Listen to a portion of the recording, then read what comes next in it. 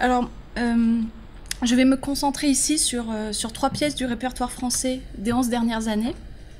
Tout mon possible d'Emmanuel Bourdieu, qui date de 2000, L'amélioration de David Lescaut, qui date de 2004, et Les variations Darwin de Jean-François Perret et Alain Prokiant, je ne sais pas comment on prononce, qui date de 2005. Alors, ces 3 dramaturges sont parmi les auteurs phares de ce qu'on pourrait appeler, à la suite de Brecht, le théâtre scientifique ou le théâtre à l'ère scientifique. Jean-François Perret a initié depuis de nombreuses années des collaborations avec des scientifiques, et notamment avec le biologiste Alain Prokiant. Emmanuel Bourdieu et David Lescaut ont quant à eux participé l'année dernière au Binôme, qui sont 5 pièces qui ont été présentées au Festival d'Avignon et qui correspondent à 5 binômes, un artiste, un scientifique. Emmanuel Bourdieu a par exemple travaillé avec le physicien François Vanucci pour le spectacle La lumière bleue, et David Lescaut avec la physicienne Valia Voliotis pour le spectacle Moi j'utilise la lumière comme source d'excitation de la matière. Alors, les 3 pièces dont je vais parler ici traitent surtout de ce qui est le thème de notre colloque, les mutations provoquées par le développement scientifique, la transformation de l'humain et les interrogations, bien sûr, les inquiétudes qui en découlent. Alors, quelle définition, redéfinition de l'humain le théâtre permet-il d'esquisser, de mettre en scène? Comment expliquer et représenter la transformation de l'humain au théâtre? Quelles sont les contradictions, les fantasmes, les éléments de l'imaginaire contemporain qui sont ainsi mis en avant? La science et les mutations qu'elle propose possèdent-elles intrinsèquement un ressort tragique? La science au théâtre nous permet, nous allons le voir, de représenter les mutations en train de se faire, l'évolution humaine résumée, concentrée sur une scène de théâtre.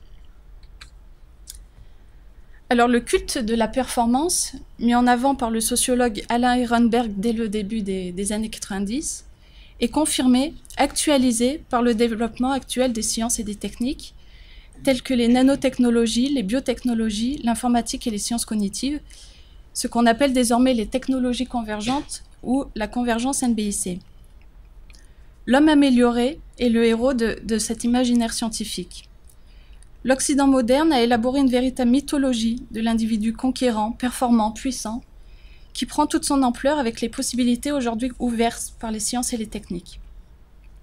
Les visées amélioratives du développement scientifique sont ainsi justifiées, en quelque sorte, par cet imaginaire porteur et moteur.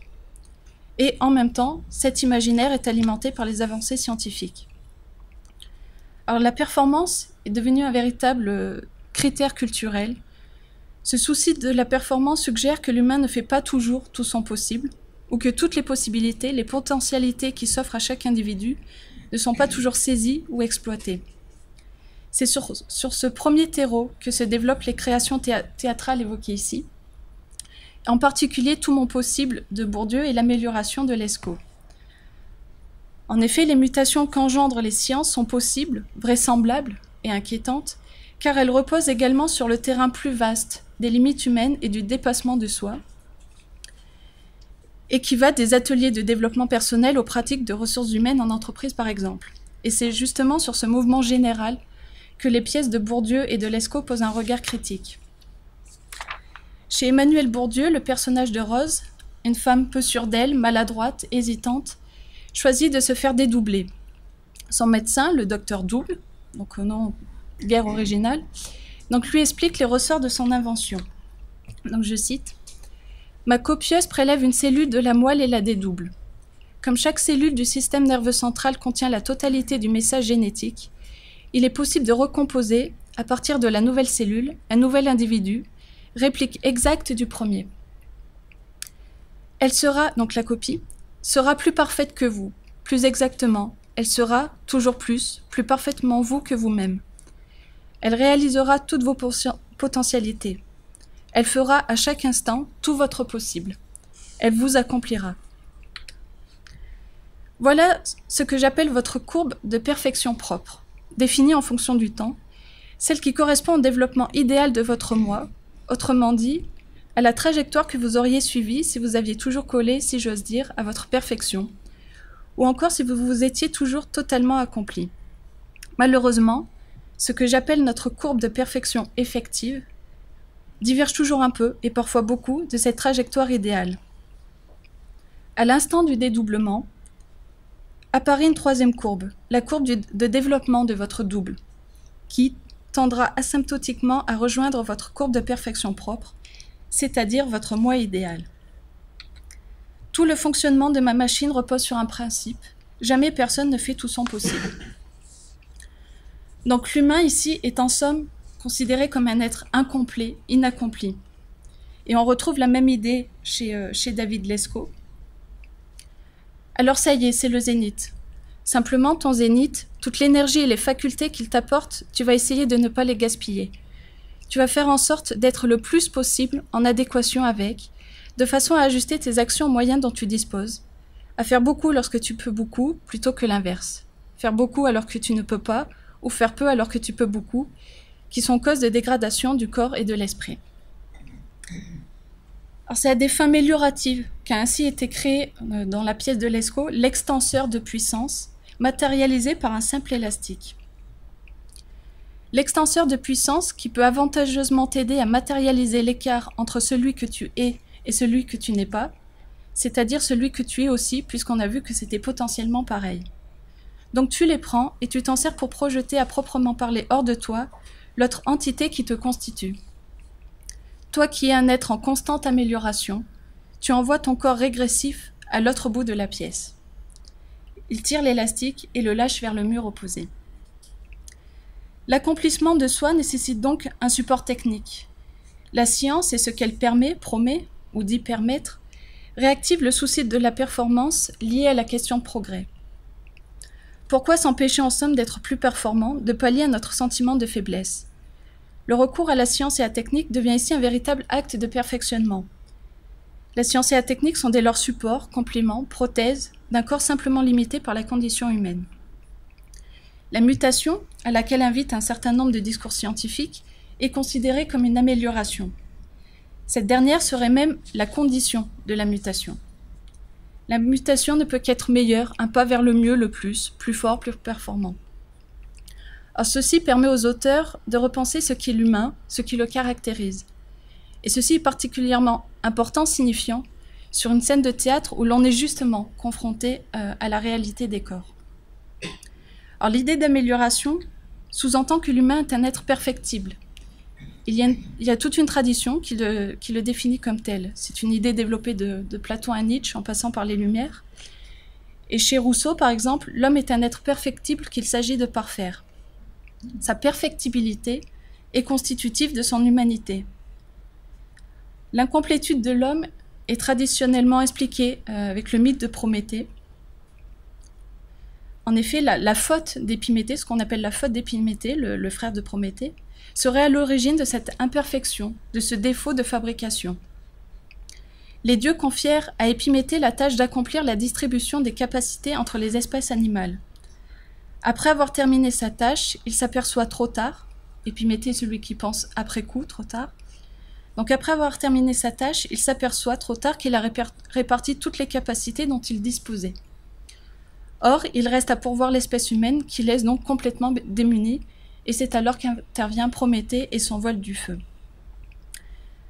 De même, selon Pic de la Mirandole, dans son oraison sur la dignité de l'homme, la spécificité de l'espèce humaine réside justement dans sa capacité à se transformer. À lui, il est donné d'avoir ce qu'il désire et d'être ce qu'il veut, écrit-il. L'imperfection de l'homme, due à son inachèvement, serait-elle ainsi la quintessence de son humanité? L'homme n'est plus un être fini, défini. La seule constance de son existence serait en quelque sorte d'être perpétuellement en cours de mutation, puisqu'inachevé. Son instabilité intrinsèque serait finalement sa seule constance, sa nature. Or cela prend d'autant plus de sens dans un contexte où les sciences et techniques donnent à l'humain les moyens d'auto-transformation. Selon Edgar Morin, la nature humaine est même un paradigme perdu. Peut-on en effet toujours parler de nature humaine et de conditions humaines à l'ère où l'interaction entre l'homme et la machine se fait de plus en plus étroite? Le corps humain tend à ne plus devenir une donnée strictement biologique, se transformant sur le très long terme. On parle désormais de post-biologie, et j'emprunte ce terme à Rémy Sussan. La mutation, l'évolution, est perçue comme volontaire, délibérée et technique. Et c'est ce qu'interrogent justement les dramaturges. L'ambition de l'humain de maîtriser sa propre évolution est fondée aussi en partie sur une culture de la transparence. L'humain tend à éclairer la matière, son environnement, pour en identifier la cohérence, les éléments, le mouvement. Tout doit être visible, lisible, voire prévisible pour être maîtrisable. Jean-François Perret, dans les Variations Darwin, évoque notre volonté de tout passer au scanner. Le développement des nanotechnologies, cette voie vers ce qu'on appelle l'infiniment petit, réactive cette volonté de décortiquer la matière, tout voir, tout connaître pour, in fine, tout maîtriser. La convergence, justement, des savoirs scientifiques et techniques permet d'entreprendre la démiurgie, de prendre en main l'évolution humaine. Jean-François Perret construit une grande partie de son travail théâtral à partir de cette idée. Il fait dire à l'un des comédiens « Il nous faut nous substituer à l'évolution ». Il évoque aussi la biologie moléculaire et les techniques de régénération tissulaire. La régénération, le remplacement des organes défaillants comme outil d'immortalité. Donc je le cite, dans les Variations Darwin. « Dans 50 ans, la biologie moléculaire permettra de remplacer tous les organes défaillants du corps humain. Encore une fois, je ne vois pas comment on pourrait l'empêcher. Chacun possédera un compte de cellules souches, comme on a un compte en banque. On y introduira un noyau, on les congélera et l'on disposera ainsi de tous les organes de rechange si nécessaire. Dans les 30 à 50 ans à venir, nous tiendrons là le moyen de conserver les individus en bonne santé, donc en vie, le plus longtemps possible, à l'infini peut-être. » Chez Emmanuel Bourdieu, la régénération passe par le clonage, par la copie. Alors voici ce que dit Lucas, qui est un autre personnage qui s'est fait dédoubler par le docteur Double.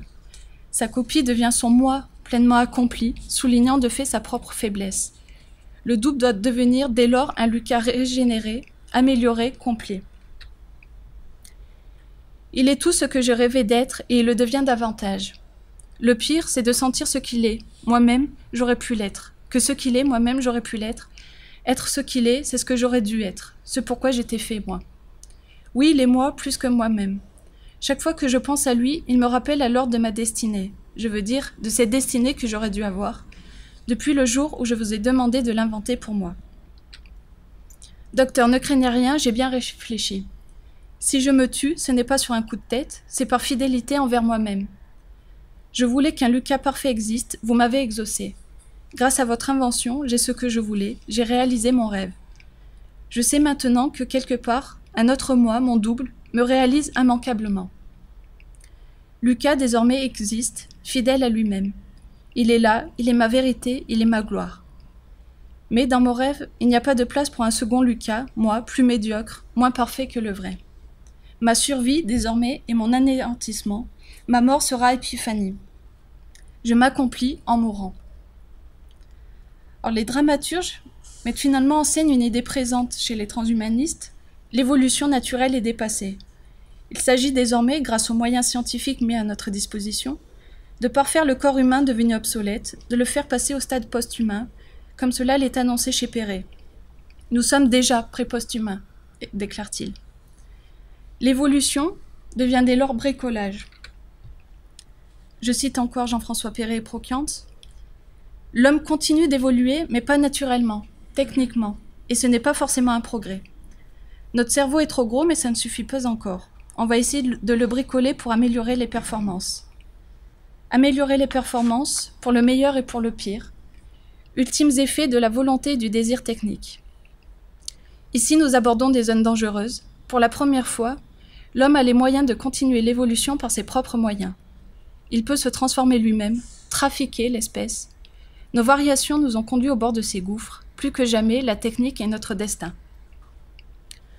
Alors très tôt, les travaux de Darwin ont subi une série d'interprétations. Selon Patrick Thor, la théorie darwinienne a été réduite à sa formule initiale sélection-élimination, engendrant des contresens que sont le darwinisme social de Spencer et l'eugénisme de Galton, ainsi que tous les discours favorisant la restriction du champ social au seul domaine biologique. Ici, l'évolution par le recours aux techniques mélioratives serait finalement une nouvelle interprétation, une actualisation du darwinisme, et conçue même comme sa pleine expression. La synthèse entre l'organique et l'inorganique, l'amélioration par l'hybridation, est ici la seule condition à notre survie. l'évolution technicisée devient nécessaire, naturelle, inéluctable, Perret parle en effet de destin. D'après le scientifique Joël de Rosnay, l'accélération de l'évolution est due à la convergence technologique. L'idée ici avancée est proche de la théorie de l'exodarwinisme de la technologie, élaborée par Michel Serres. Les objets techniques, qui représentent nos fonctions cognitives externalisées, évoluent à la place de notre corps. C'est précisément une réunification de deux évolutions, technologiques et humaines, que nous invitent certains discours scientifiques et les transhumanistes qui, eux, bien sûr, prônent le dépassement de nos conditions actuelles. L'anthropotechnique devient dès lors un enjeu majeur, la nouvelle étape de l'évolution. Employés d'abord par Gilbert Otto et par Peter Sloterdijk, les termes anthropotechnie et anthropotechnique désignent la fabrication de l'homme par l'homme. Selon le philosophe Jérôme Goffet, l'anthropotechnie est art ou technique de transformation extramédicale de l'être humain par intervention sur sa physiologie. L'anthropotechnie est, chez Perret, l'ultime vexation. Le pire n'est pas tant de descendre du singe, mais d'engendrer une machine. La vraie vexation, c'est la machine. Avoir un singe pour ancêtre passe encore, mais des machines pour descendance. Machine sans ingénieur, artefact sans artiste. L'homme descend de sa main, la technique comme destin. L'évolution ici évoquée n'est non plus seulement organique, biologique, par la manipulation des cellules notamment, mais aussi technique. Alors apparaît ici en arrière-plan la figure du cyborg, figure majeure dès lors que l'on parle de mutation, d'évolution et de post-humain. C'est dans le devenir machinique de l'humain que réside, selon Perret, le nœud tragique de la science. Elle permet en outre une réflexion sur le vivant et l'artefact, qui sont au fondement de la création théâtrale. Jean-François Perret déclare dans son épilogue des Variations Darwin « Nous parlions l'autre fois de tragique. Nous y voici. À l'époque des machines, la lutte pour la vie semblera une comédie et la sélection naturelle une farce. Les mutations scientifiques bouleversent les fondements de notre pensée actuelle, notre conception de la théorie de l'évolution. Et ce sont des thèmes qui peuvent être justement traités selon les différents genres du théâtre, des thèmes qui sont eux-mêmes des matériaux dramatiques. Le traitement de la science par les arts, et notamment ici par le théâtre, se fait en partie par le biais du mythe, réservoir de récits et d'images modelant nos représentations, y compris nos représentations des sciences. Mais la référence au mythe peut parfois être ambivalente, il est incontournable et il peut en même temps être détourné. Emmanuel Bourdieu, par exemple, opère une sorte de démythification de la figure du savant. Lucas, car moi aussi, j'ai conçu une machine. Ma machine est une réductrice, l'inverse d'une copieuse. Elle réduit les doubles. Le mari de Rose. Mais alors qui est le docteur? Double. Il est là, c'est Monsieur Lucas. Monsieur Lucas est le docteur maintenant. Lucas, désormais je suis double. J'inventerai une machine, je suis sûre que j'y arriverai, une singulatrice. Alors ici, le statut de médecin est parfaitement hasardeux, voire insignifiant. La véracité de son statut, et donc la crédibilité de son savoir, n'est absolument pas garantie, comme si c'était un rôle pouvant être endossé par tout le monde. De même, Bourdieu compose avec la figure mythique du démiurge, mais sur un mode burlesque. Ainsi, la création par la parole, même plutôt par l'impensé, est ici douteuse, car justement très peu théâtrale, très peu spectaculaire. Rose, donc qui demande à être dédoublée. Alors, docteur, il faut le faire, dédoublez-moi, allez-y vite. Double, fermez les yeux. Ça fait peur. Chut, excusez-moi. Vous pouvez ouvrir les yeux, ça y est. Alors, l'acte créateur, supposément grandiose, puisqu'il s'agit de dédoubler un individu, est simplement achevé, entériné par la formule « ça y est ». Donc, on est donc loin des grandes formules magiques. Bourdieu évoque également un autre motif mythique majeur, relevant habituellement de la cosmogonie, la soupe primordiale.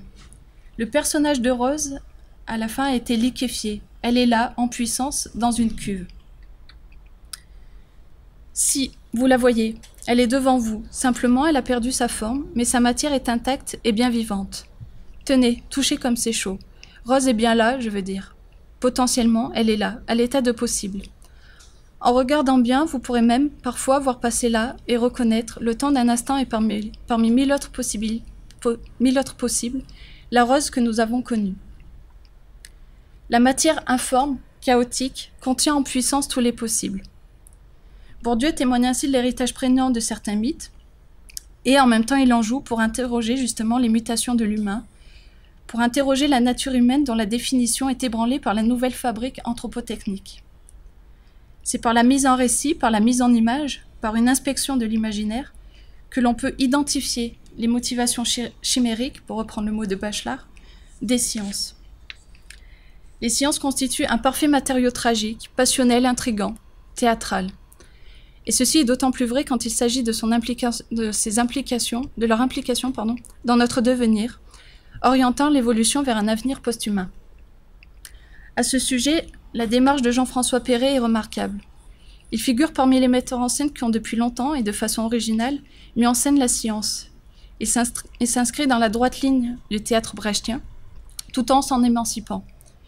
Comme Brecht, Perret a compris l'intérêt, la nécessité de créer un théâtre scientifique. Il s'interroge sur la dialectique entre le savoir et la vie, et comment les deux se codéterminent. Mais plus que Brecht, Perret met à distance la croyance dans la rationalité de l'activité scientifique. L'ambition, le but de Perret est également de mettre en avant ce qui fonde, ce qui porte la science, d'identifier, comme le note Laurent Jean-Pierre, ce qui la précède et ce qui lui succède, ses moteurs et ses effets. Les passions, en particulier, sont selon Jean-François Perret l'impensé de la science. Le motif principal est ce qu'il faudrait appeler la science-passion, comme on parle d'amour-passion, écrit-il dans ses notes sur un note de ses spectacles tournant autour de Galilée. La démarche scientifique et sa réception est en partie motivée par des considérations, des pensées non strictement rationnelles, et ce d'autant plus quand il s'agit de l'humain, sa nature, sa condition, ses possibilités, son devenir.